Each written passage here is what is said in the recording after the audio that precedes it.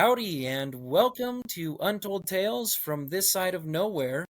As you know, I'm your host, Connor Jones, and this week I am excited to be joined by another guest, whom I will introduce in just a moment. This week's episode is sponsored by Basins Market, located in Basin, Wyoming. Basins Market is your destination for groceries, fresh produce, and the best meat department in the Bighorn Basin. Come in and sample their wide selection of products Monday through Saturday from 7 a.m. to 8 p.m. and Sundays from noon to 6 p.m. We're also sponsored by the Wyoming Welcome Program. The folks at the Wyoming Welcome Program are running a program they call Table Talk. They place brochures on restaurant tables in Cody and Powell that are filled with fun facts about Wyoming, jokes, and the month's holidays. In addition to this information, they include advertisements from local businesses. So, if you are interested in being included in a brochure and getting your business out there, please send them an email. Their service is affordable and effective, and you can reach them at Haley J, that's HALEYJ, at WyomingWelcome.com. And now, the podcast. This is the Halloween episode of Untold Tales from this side of nowhere, and we're getting extra spooky this week with guests that I am very excited to introduce. Everybody, I'd like to introduce you to my friend and past football coach, Mike Aagard. How you doing, Mike?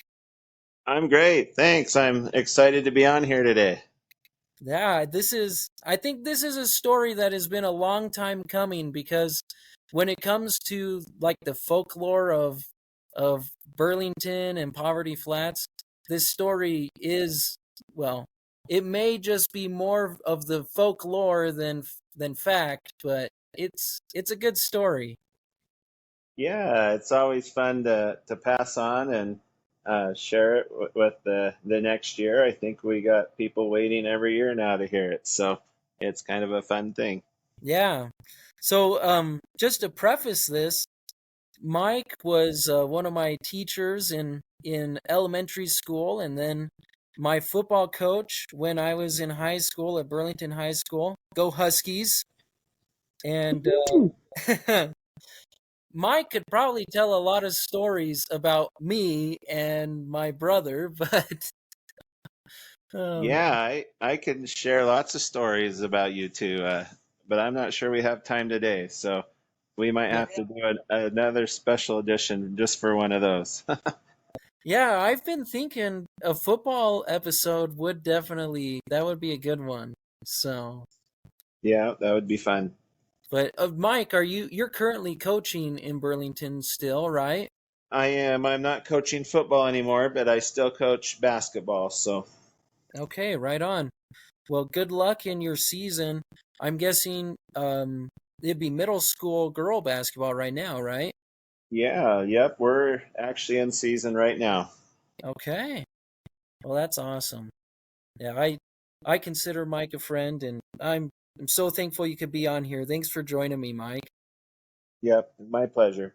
So, tonight we're gonna be sharing a story about a Halloween story that has been passed down in our area, and as usual, any similarities to persons living or dead is purely coincidental.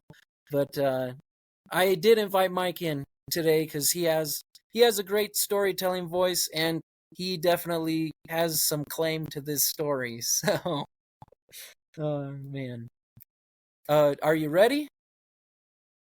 Yeah, I think so. Okay. If you are. Yeah. Well, I it is dark in my basement, and I'm a little nervous, but I think I'll make it through this. So, Yeah, I'm sure you're a little older now, but I have had students tell me they're still the scariest thing they've ever heard in their life. So um, we'll see how that goes.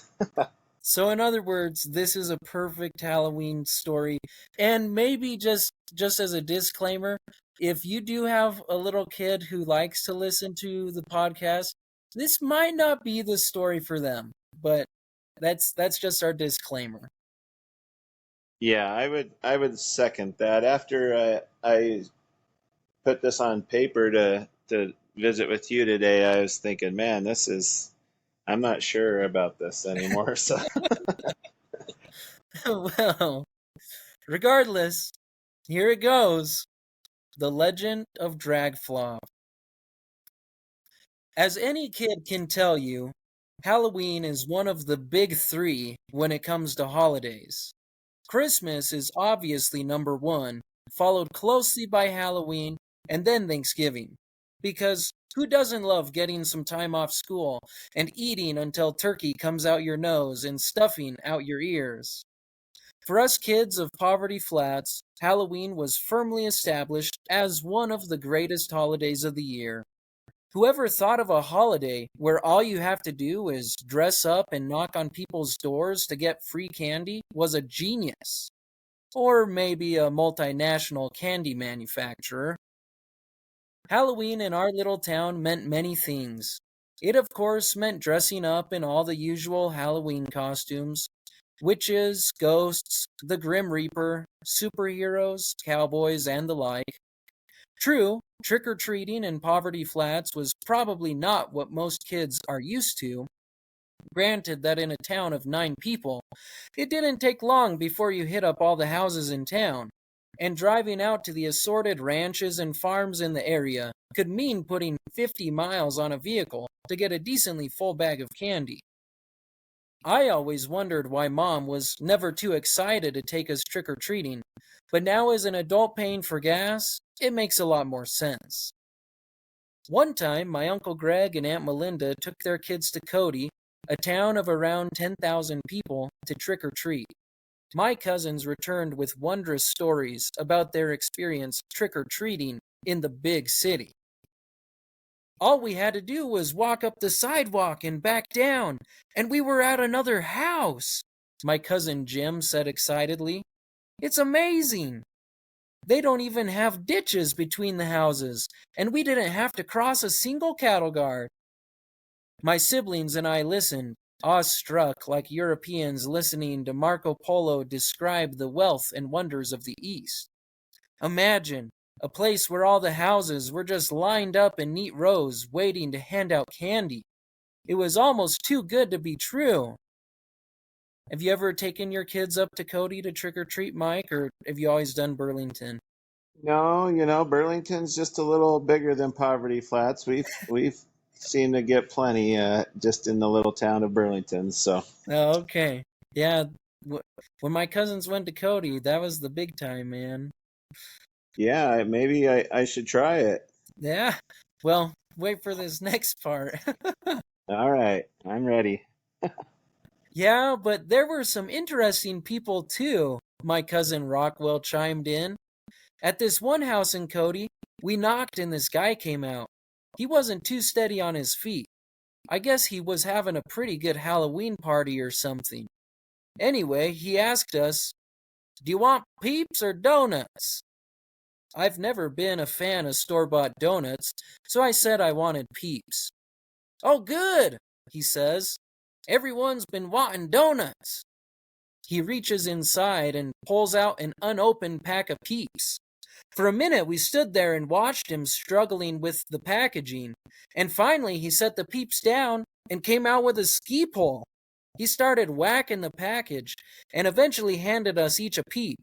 Mine had a hole in it where he got it with the ski pole, so we just threw them on his lawn after we left. Otherwise, it was pretty good trick-or-treating in Cody.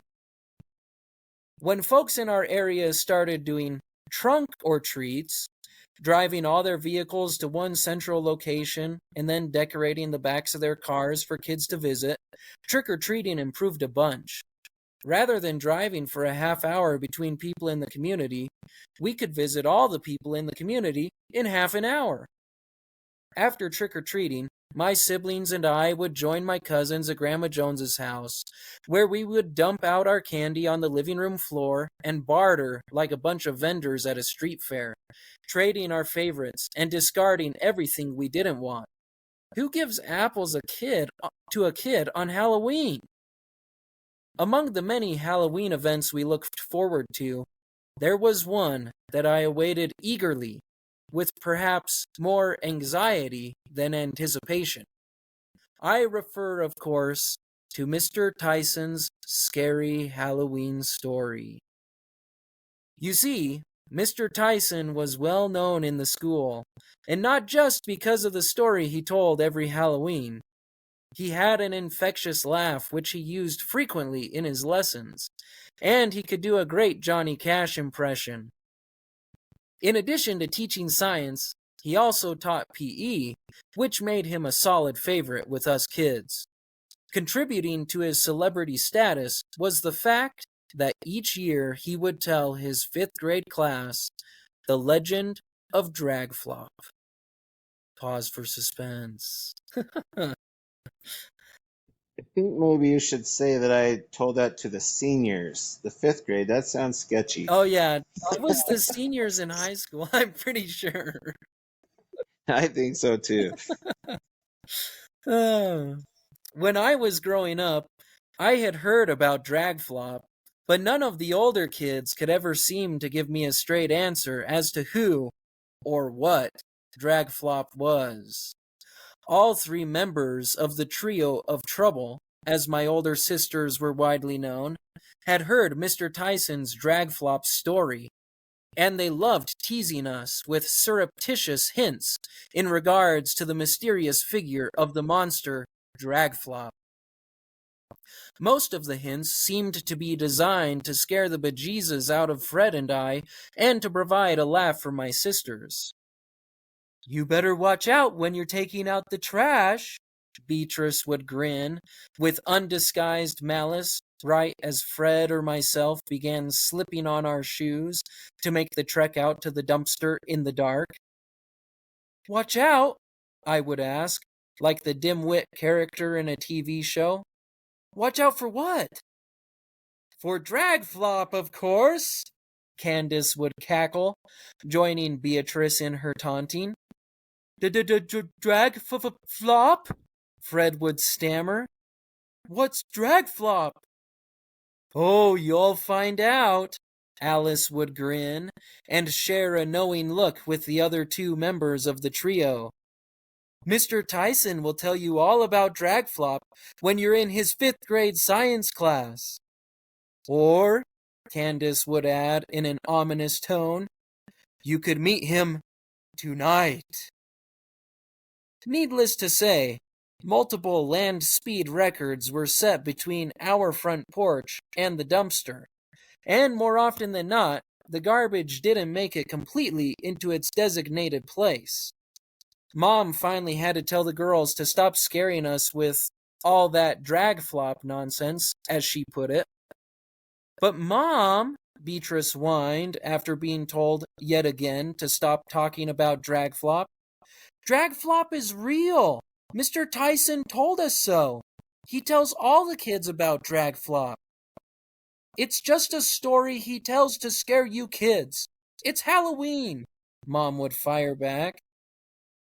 When Mom wasn't around, we would grill the girls for details. "Who is Dragflop anyway?" I asked Candace. "Come on, tell us." "Well," Candace said matter-of-factly, "he's a monster, of course." "And?" Fred asked. Well, I'm a little fuzzy on the details," Candace sniffed.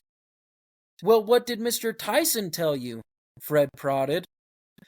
Candace folded her arms across her chest. I didn't really pay that much attention to all of the story. I narrowed my eyes, suspicious. "You didn't pay attention? Or you didn't actually hear all of the story?" I asked. Candace glared at me. "I bet you plugged your ears, you were so scared. You don't even know the whole Dragflop story," I blurted out. "So what if I did?" Candace huffed and stormed off. Al and I watched her retreating figure, and after a moment I said, Al? What? We're in trouble, you know. Yup, he replied.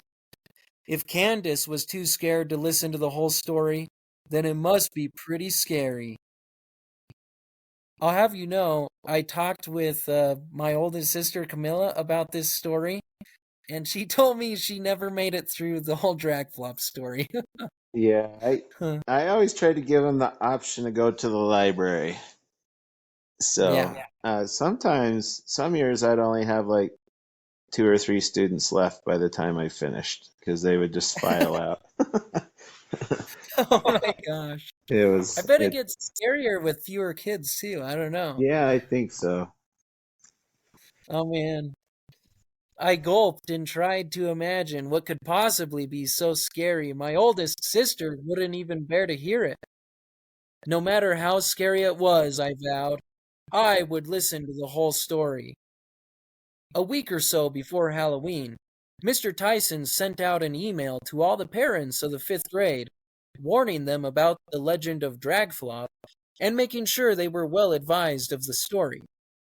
Apparently, one year a kid slept on the floor in his parents' room for a month after hearing the legend of Dragflop. And so Mr. Tyson had started giving parents a heads up well in advance of Halloween, at the behest of the principal.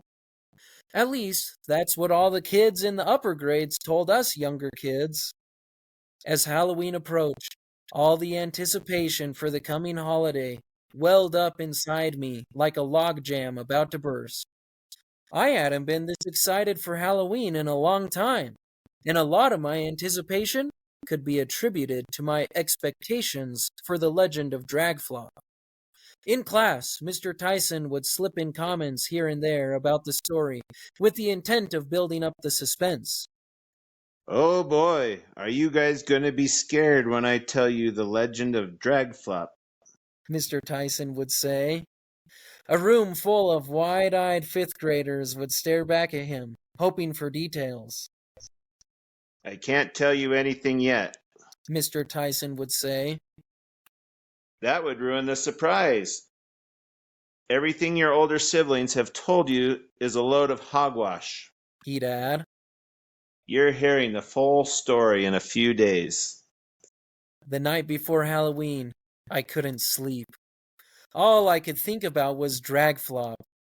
From what I could gather, he was a person, or at least he used to be, but I didn't know much more than that. Would I be brave enough to listen to the whole story? I definitely wasn't sleeping on Mom and Dad's floor, that was for sure. In the bunk bed above me, I could tell Fred wasn't having any more luck with sleep than I was. He was tossing and turning like he was wrestling an alligator, and by the time morning came, we were more than ready to give up on sleep and get to school. Finally, the time had arrived. After lunch and before our class Halloween party, we all gathered in the science room, dressed in our Halloween best and eager to hear what Mr. Tyson had to say. Or at least that's what we wanted all of our classmates to think. I, for one, felt like I had swallowed a porcupine and it was doing somersaults in my stomach. From the look on Fred's face, I could tell he was a bit nervous too. Our cousin Jim, who was also in our class, didn't look too frazzled, but I noticed that as we sat at the tables in the classroom, he was gripping his seat till his knuckles turned white. My buddy Marty looked like he was gearing up to ride the world's tallest roller coasters. As we all settled in, Mr. Tyson wore a grin so wide it would have had to go through doorways sideways. Travis, He said to one of my classmates, before we get started, go ahead and turn off the lights. A shiver of fear and anticipation flitted through the class, and the student in question got up and went over to the light switch and flicked off the lights. Aside from the light that slithered under lowered window shades, the room was now pitch black. Travis, observing the darkened and spooky state of the classroom, decided to make a break for it and ran out the door. Someone laughed. but Mr. Tyson soon quieted them. "I wouldn't laugh if I were you," he said ominously, his eyes flashing. "You might be running soon, too." I swallowed hard and tried unsuccessfully to pry out of the death grip Fred had on my right hand. "He hasn't even started the story yet," I hissed. "Well, I know you've all heard a thing or two about Dragflop." Mr. Tyson began in a low voice. An expectant hush fell over the room. "Today you are going to hear the full story. Now, as you know, this story is not true in the slightest." Mr. Tyson grinned and gave a couple exaggerated winks to the class. "What's that supposed to mean?" I hissed to Fred. "Shh!" he fired back, shivering slightly. Mr. Tyson cleared his throat. Then, in the spookiest voice I have ever heard, he began. "Years ago, before any of you were born, a young man by the name of Thomas Miller graduated from Burlington High School and was drafted out of college to serve in the Vietnam War. He served as a medic in the Army, and he saw a lot of action. At one point, his unit got hit pretty hard, and he worked around the clock treating wounded soldiers. He must have gone 2 days without sleeping and hardly ate or drank anything. Nearly overcome with exhaustion, he desperately needed food and rest. In one of the brief moments between surgeries, he finally got a chance to open an MRE." Here Mr. Tyson paused, being sure everyone was listening. You could have heard a moth fart in that classroom. "Well," Mr. Tyson continued, his voice like liquid ice, "there were so many wounds to tend to that he didn't have time to wash his hands. And when he began eating, he still had some blood on one of his fingers. He accidentally made contact with some, and when he tasted it, he had a spine-shivering experience. He realized that he liked human blood." There was an audible intake of breath from my classmates. Fred whimpered, and I tried to calm him by squeezing the fingernails off his left hand. Being a medic in the war allowed him to continue to feed his sickness for a while, but eventually he was sent home. The war was over, but his hunger didn't stop. He went back to college, where he still couldn't stay away from human blood. Odd things started happening around town. For example, when the firemen and EMTs were called to go out to a car wreck, there were no people in the vehicles. This happened a couple times, and the authorities were beginning to wonder what was going on. But a few weeks later, a girl was out running and noticed someone was watching her in a ditch. She was frightened, and she went home and called the cops.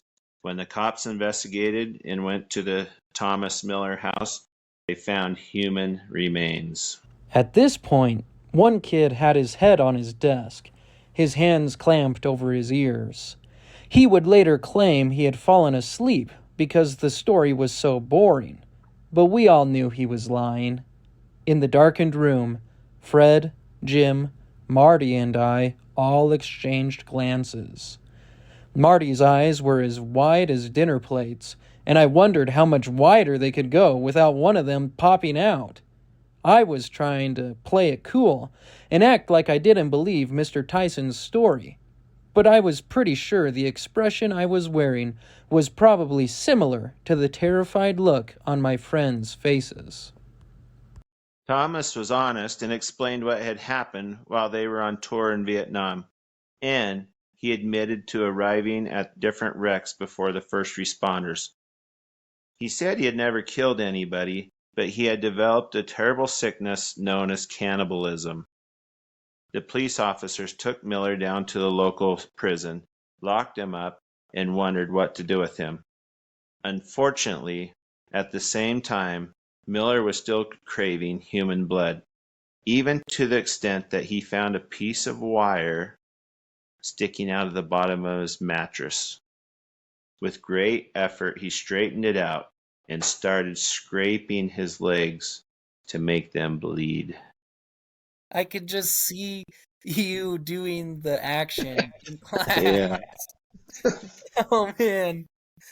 Mr. Tyson paused for a moment, and all that could be heard was the sound of a dozen fifth graders' teeth chattering and knees knocking together. One kid who was dressed as Superman had ripped some paper out of his notebook and crammed chunks of it into his ears. Not even the Man of Steel was immune to the horrors of drag flop. Mr. Tyson carried on with his grisly tale. Miller continued until he had eaten his whole legs off to his knees.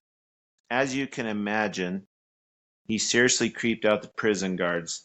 Decision was made to move him to a bigger facility, but during transport, as they drove through our small town, the armored vehicle wrecked. When the authorities showed up, all they found were some drag marks in the dirt where Miller flopped down and pulled himself along. They followed this until they got to a ditch, which led to a canal and eventually to the river. Because the trail they said he left, they gave him the official name, Drag Flop. A shiver ran down my spine. So this is where the name of drag flop came from. Because he had eaten his own legs, he could only move by pulling himself along with his hands, then letting himself drop back down to the ground. And so he moves through the night. Drag, flop. Drag, flop. To illustrate his point, Mr. Tyson slid his hand across his jeans, then dropped it back down onto his knee, imitating the noise of drag flop pulling himself along. Swish, thud. Swish, thud. Swish, thud. Finally, after about 43 hours, the story ended. I only knew it was over because Fred started shaking me, and when I opened my eyes, I noticed the lights were back on. I suspected my fingers would have to be surgically removed from my ears. "Were you scared?" Marty asked me in a taunting voice. "What?" I shouted. He and Al each took an arm and managed to extract my fingers from my ears. "You sure must have been scared," Marty grinned. "Me? No," I said, feigning indignation. "I was just catching a quick nap. It's going to be a late night, and I want to be well rested." "Yeah, sure," Fred grinned. All right, everyone. Mr. Tyson smiled. Have a happy Halloween, and be sure to watch out for Drag Flop while you're trick-or-treating tonight. Yeah, it's exactly like that too. You can edit that part out. I really like that. We filed out of the classroom and headed to our Halloween party. Visions of a cannibal, half a human, racing through our minds. "That was pretty scary," Marty exclaimed as we walked down the hallway. "Wait up, you guys," my cousin Jim said. "I need to go to the bathroom." "And you need us to wait, huh?" Fred jeered. "I just don't want to be the last one to the Halloween party," Jim shot back. "I'm not scared or anything." "Sure," we grinned. Marty, Fred, and I continued talking while we waited for Jim outside the bathroom. "That was quite the story," I said. "Yeah," Fred nodded. "Mr. Tyson probably made it all up, right?" he asked casually. "For sure," I reassured him. "It's like Mom says. It's just a story he made up to scare all the kids." Jim emerged from the bathroom, and we started back down the deserted hallway. All the other kids in the school were at their respective Halloween parties, and the four of us were all alone.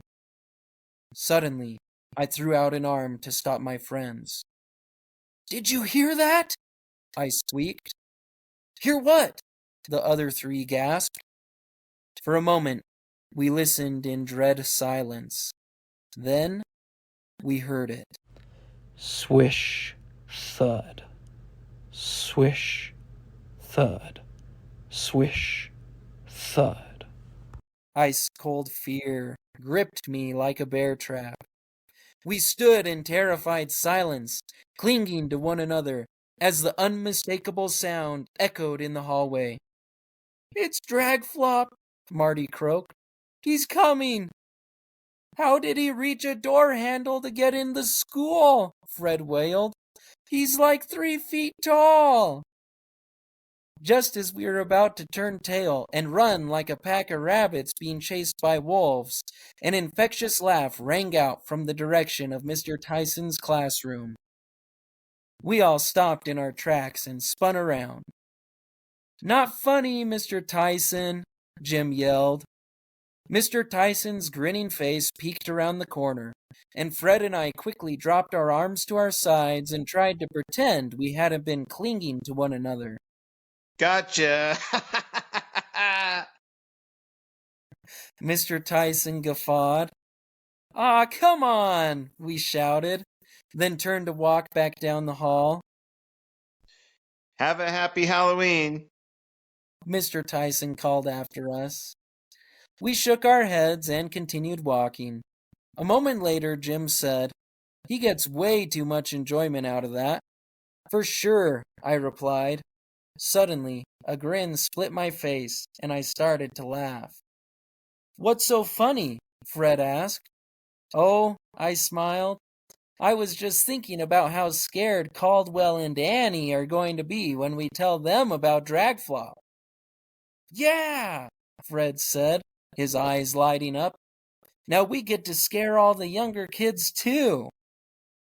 Even though I was certain I would never be able to take out the trash by myself again, and I may have had second thoughts about the indignity of sleeping on my parents' floor, I was beginning to realize that the legend of Dragflop might not be such a bad thing after all. And so it is that the story has become one of my favorite Halloween traditions. Swish, thud. Swish, thud. Swish, thud. There you go. That's Dragflop. That's Dragflop, that's for sure. Oh man. I can just remember as a senior in high school, right? When you told us this story. Gosh, I'm pretty sure I was in the room the whole time, but let me tell you, taking out the garbage at night was so hard after that. Yeah. No, we had a dinner tonight, and there were a couple of former students that the spouse was making fun of one of them because he's still a little bit afraid of the dark. So it's pretty funny. Oh man. Makes my day. Yeah. That's Yeah. great. Oh yeah. It's I don't know, maybe you do fully appreciate, but I think that Dragflop has just kind of become part of the culture of Burlington and Otto area. So Yeah, over the past couple of years, I've watered it down a little bit more. Just people thought it was maybe a little too scary. So you guys got the best of it, and now it's a little more watered down. yeah. Well, it's recorded here for posterity, so All right. Let's hope I can keep a job. well, this is the version the seniors heard, so Yeah, this is definitely the senior version. yeah. So, but man, I'm so glad that you could come on for this tonight. I called Mike last week, and we were able to set up a time, and I appreciate you taking the time to come and help make this episode special. So Yeah, thank you for having me. And, former students, you guys are the best I have. So anytime I can hang out with you is a good day. So, Well, I sure appreciate it. I just wanted to share some feedback that we received from one of our listeners, Alex Deal Stevens, previously from Burlington and now living in Randolph, Utah, says, I just wanted to let you know that I love listening to your podcast. I love hearing the stories that remind me of some awesome adventures of Wyoming. That last one with Corey and the raccoons is now one of my top favorites. Those stinking coons were everywhere and definitely a big part of Poverty Flats. Thanks for the great memories and awesome laughs. I love sharing it with my family now. Thanks so much for reaching out, Alex. And we sure love it when people send us messages or comment on our posts on Facebook. So if you want to get in touch with us, maybe share your experience. I'm sure there's someone out there who still remembers hearing the drag flop story in elementary school or as a senior in high school, of course. So if you want to get in touch with us, you can comment on our Facebook page or send me an email at untoldtalesthepodcast@gmail.com, and we'd be happy to hear from you. As always, this has been another episode of Untold Tales from this side of nowhere, where we work twice as hard for half as much and still find time for the important things, like fishing. We'll see you next time, folks.